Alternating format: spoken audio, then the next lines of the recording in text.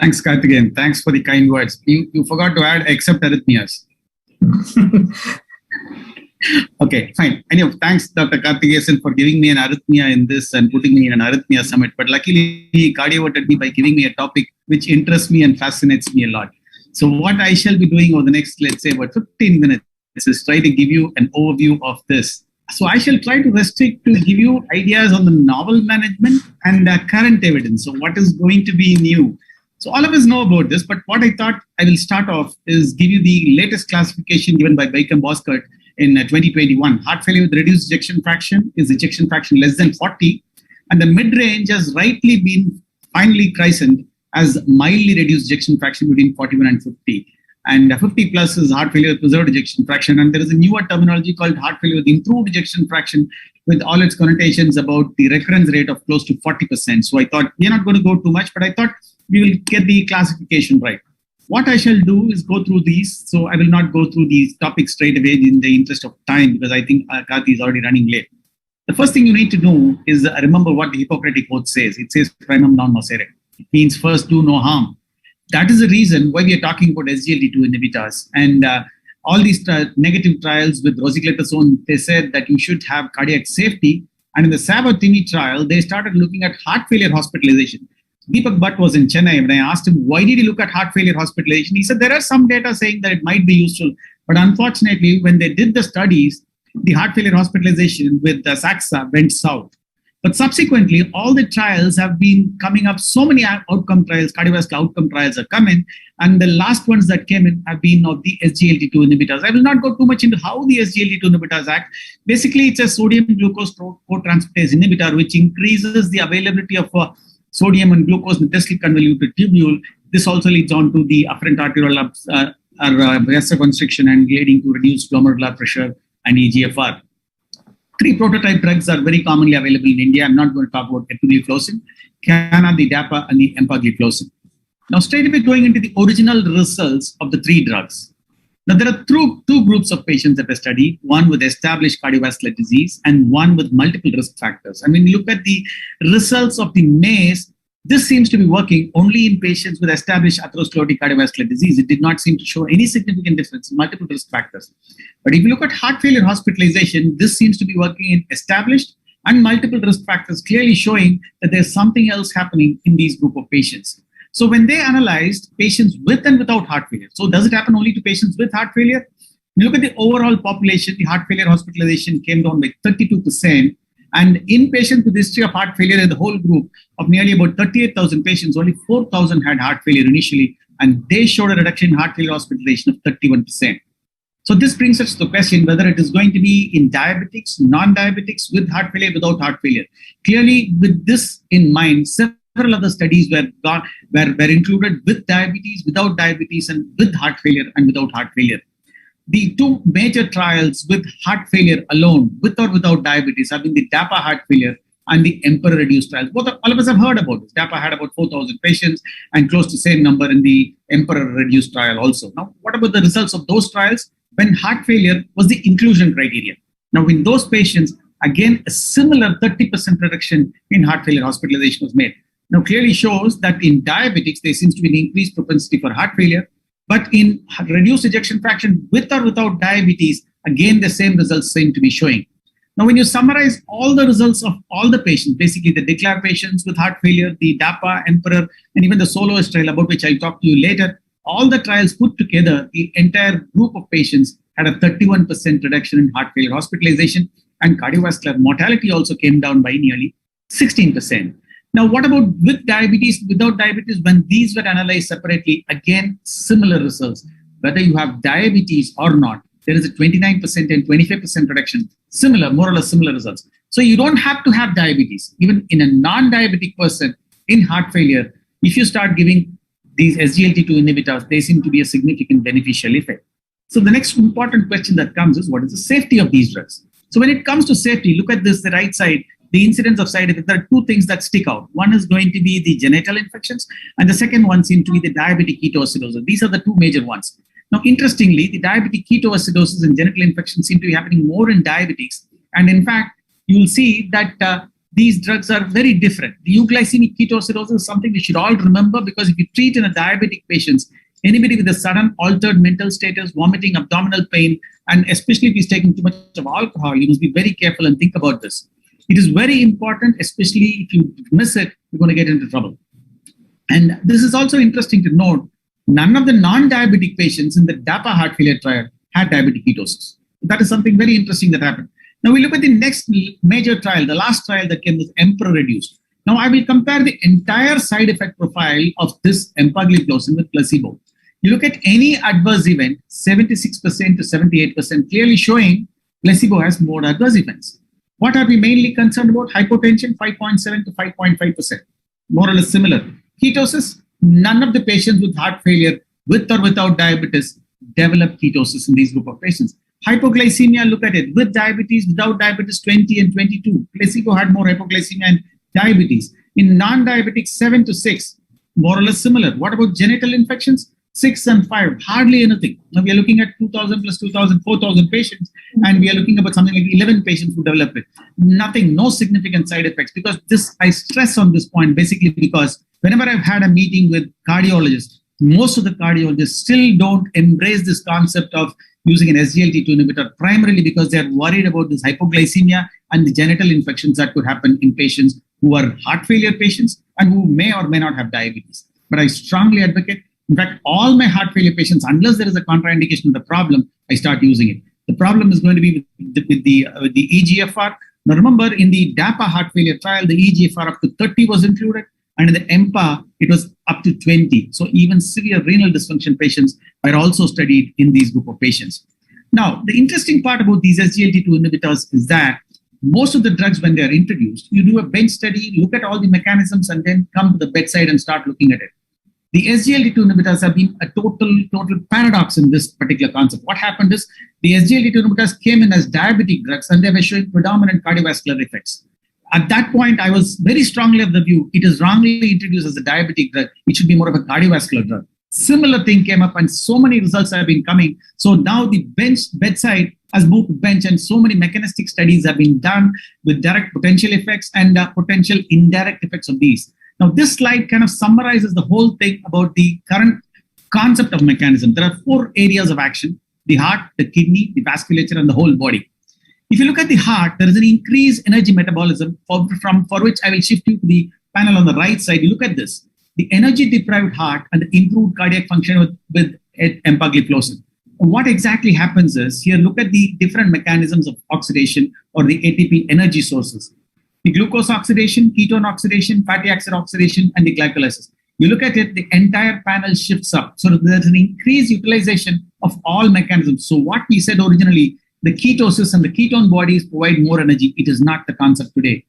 What happens with the SGLT2 inhibitors is there is an increased substrate for energy, and the entire substrate for energy is the current concept based on which there is an improved energy metabolism. There is lower inflammation, there is improved cardiac remodeling shown in MRI studies, there's increased reduction of ischemia or reperfusion injuries, there is lower incidence of lysosomal degradation, and there is a local reduction in the oxidative stress, and there is a reduction in epicardial fat.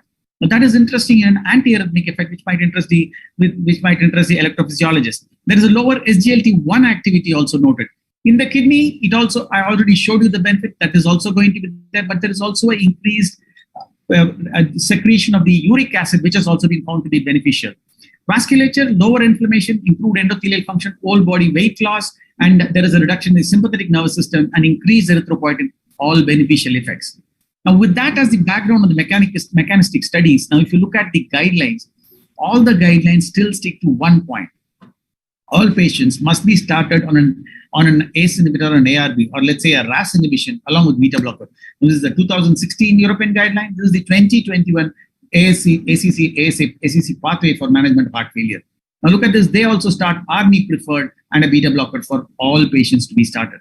Now, how do these SGLT2 inhibitors work with the other drugs? Now, when you compare it along with ARNI, you'll notice that with ARNI and without ARNI, we look at the primary outcome in the dapagliflozin trial and the cardiovascular death, or if you look at heart failure, hospitalization, all-cause death, everywhere the red bar seems to be lower, clearly showing that there is an additional significant benefit with these groups. The maximum benefit, obviously, in the patients with heart failure hospitalization. So it seems to be working pretty well with the ARNI. And if you look at the major data from DAPA and EMPEROR, with or without ARNI, significantly there seems to be a benefit. Not many patients, only about 10 and 19% of the patients were on ARNI in the DAPA and the EMPEROR-reduced trials, but all those patients still had a significant benefit with these groups.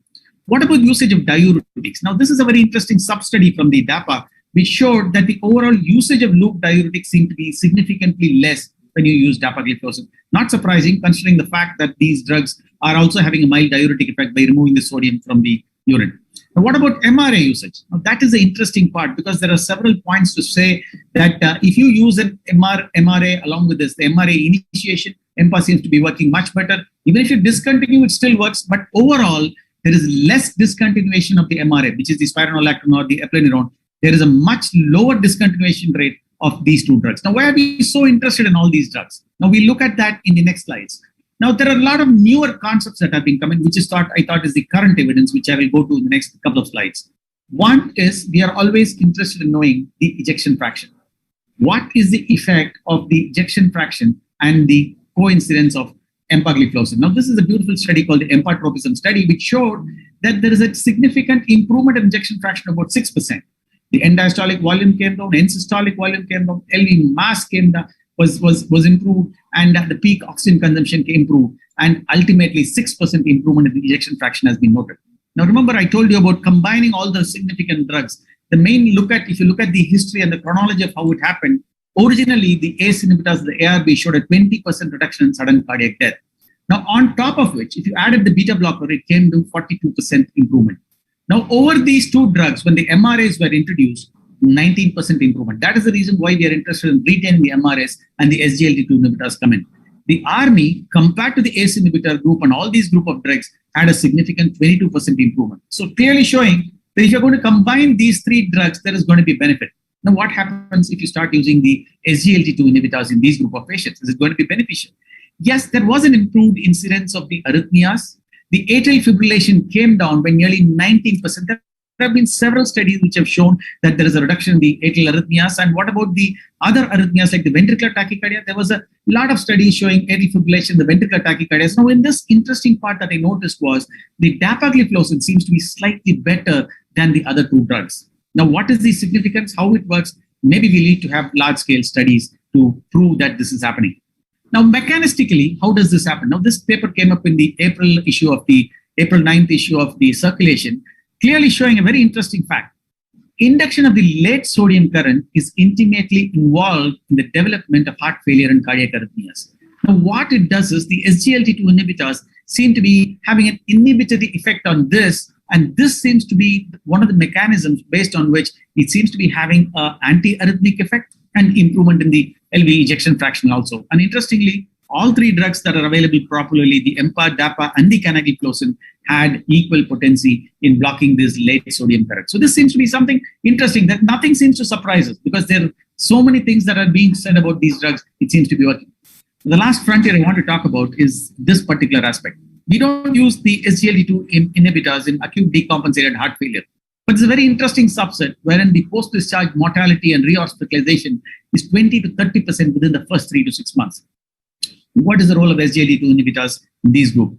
The EMPA Response AHF is a trial where they randomized empagliflozin 10 versus placebo within the first 24 hours of presentation and looked at the results. And they gave it for at least 30 days. Look at the worsening heart failure. The blue bar is the empagliflozin.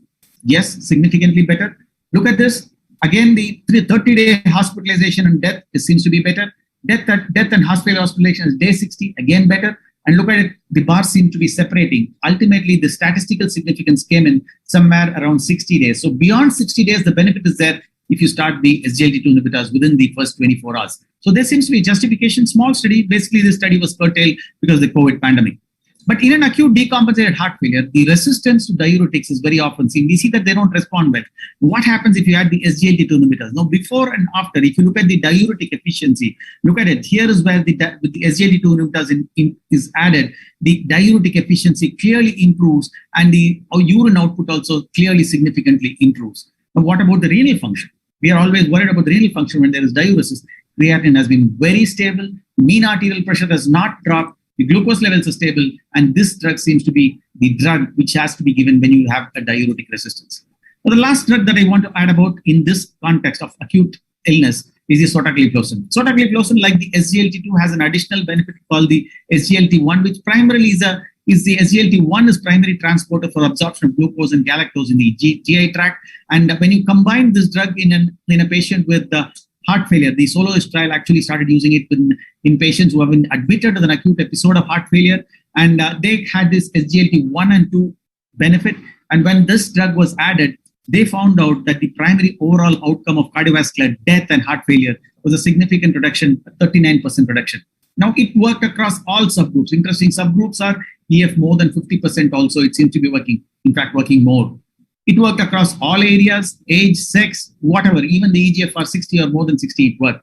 So this also brought us to the next combined result with the SCORED trial, which is the other sotagliflozin trial. And this is probably the first drug which showed that in heart failure with preserved ejection fraction, there can be a significant reduction in the overall adverse events. And look at the number needed to treat, it is going to be much, much less. The absolute risk reduction was 11.9 in these group of patients. So this is significantly improved. Now, we are always worried whenever we use these patients here that there is going to be a renoprotective effect. And what about the kidney functioning and these patients? Now, additional use of SGLT2 inhibitors in acute decompensated heart failure, we said within 24 hours. Now, this is a small trial by Kambara et al., which showed that if you use it within the first 13 hours of hospitalization of heart failure, the dose of diuretics was significantly reduced when you use it with an SGLT2 inhibitor. And a higher percentage of patients had an acute kidney injury compared to this. Now, this has been significantly proved because all the patients in acute decompensated heart failure, even another trial with the Tamaki et al. Study showed that the worsening of renal failure, when you use an SGLT2 inhibitor, seems to be much less. So you have to probably start using these drugs much earlier in acute heart failure also. There was an increased hemoconcentration. There was significant NT-proBNP levels also found. Now, with this, the last part of it, where do we stand in current practice? So the four major pillars in the management of heart failure are the ARNI, the beta blockers, aldosterone antagonists, and the SGLT2 inhibitors. The relative risk reduction has been 28% to 17%, but when you combine these drugs, the mortality seems to be coming down from the overall 35%. ARNI brings it down to 25%. Beta blockers, you combine 16%. Aldosterone antagonists, 11.5%. And ultimately, if you combine these for 9.5%. Now, if you give these four drugs to patients with heart failure, the number needed to treat over 24 months, which is 2 years, is just 4. You just treat 4 patients, you save 1 life when you start using these 4 drugs. But how do you time using it? Conventionally, all the guidelines seem to be saying that you start an ACE inhibitor, ARB, then a beta blocker, MRA, ARNI, shift to ACE inhibitor, ARB to ARNI, and then finally to SGLT inhibitor. Now, why did this sequential treatment start coming in? This conventional sequencing came in basically because remember the sudden cardiac death slide I put it? First discovered drug was the ACE inhibitor, ARB, then the beta blockers, then the MRA, ARNI. This exact same sequence is being used by the European Society of Cardiology. The trial of new drug was you have to reach the target of one drug before you use. So this is how the conventional studies have been done. This is what they started using. But with so much of available evidence, where do we stand? Now look at this particular issue. Now you look at the effect of these drugs. We have said that whether you give this drug or don't give the drug, these drugs seem to be acting. SGLT2 inhibitors and the other drugs have also shown that the drug use is independent of the use of the other drugs. And you start at a low dose and these drugs start acting at a very low dose. You look at this, within 30 days, the right side, most of the drugs start acting. So within 30 days, these drugs have an effect and adding a new drug seems to be more beneficial than up titration of a single drug. More or less like the antihypertensive therapy that we are very familiar with. And there is a beneficial sequencing effect. So whenever you add the SGLT2 inhibitors, we already saw that the MRA usage is much higher because you don't drop out the MRA due to the hyperkalemia that keeps happening. And ARNI with the SGLT2 inhibitors combined with the MRA, the benefit seems to be much more and the dropout rates are some. There are data to show that. So what is the current sequencing that we will be following based on this? Now the Milton Packer and McMurray together came up with this wonderful new proposed sequencing wherein they said chronic heart failure, you start a patient with beta blocker and an SGLT2 inhibitor. Now once you start these on day 1, the subsequent BP drop is much less because this you give a diuretic effect of this drug. You have a drug that is going to be beneficial within 30 days in heart failure hospitalization. Beta blockers, definitely, clearly drugs that is going to reduce sudden cardiac death. Now, within 2 weeks, you can start an ARNI and you can also add an MRA. So based on this sequencing, if you start titrating these patients, on day 1, try to initiate all 4 drugs. You can start a small dose of the ARNI, beta blocker, MRA, and SGLT2 inhibitor. If you have a problem, start with the SGLT2 and the beta blocker. Now, within 7 days, you can up-titrate the beta blocker. But if you want to up-titrate the ARNI, it's going to be a minimum of 2 weeks. Similarly, the MRA, you start at 25, and depending on how they tolerate, you can go up. Now, interestingly, remember, if a patient has got a hypotension, you want to give any of these drugs, the MRAs do not bring down the blood pressure in heart failure. That's a very interesting fact, very less known. So if you want to give MRA, don't worry about the blood pressure because it really doesn't drop the blood pressure because it's not the diuretic effect that seems to be working significantly here. Now, with this concept of using the SGLT2 inhibitors very early on, I will come to my concluding slide on SGLT2 inhibitors in heart failure with reduced ejection fraction. Remember, I always stuck to this point stating that the SGLT2 inhibitor is more of a cardiac drug and not an anti-diabetic drug because clearly we have seen that it works with and without diabetes in heart failure with reduced ejection fraction. The side effects were much less in non-diabetics. Diabetics, probably the excretion of the glucose is much more in the urine. That probably has an increased propensity towards the increased urinary tract infections. And mechanistic studies have shown that there is an improved energy substrate, which seems to be the major mechanism of action within the heart. It works well with the other modalities of treatment. In fact, augments the usage of the other drugs. And the studies have also shown an improvement in ejection fraction, reduction in atrial fibrillation, and sudden cardiac death. The acute decompensated heart failure, there is a clear role in diuretic resistance and with definitely lower incidence of acute kidney injury in these group of patients. And I will stop with the nice new sequencing. Start the patients with beta blocker and SGLT2 inhibitors. Don't worry about diabetes and side effects. Next step, probably try to add the ARNI and finally the MRA depending on the potassium levels. With this, I will let you think on this and say thank you again to Karthikeyan for giving me an opportunity. And thanks to all of you for the patient listening. Thank you so much.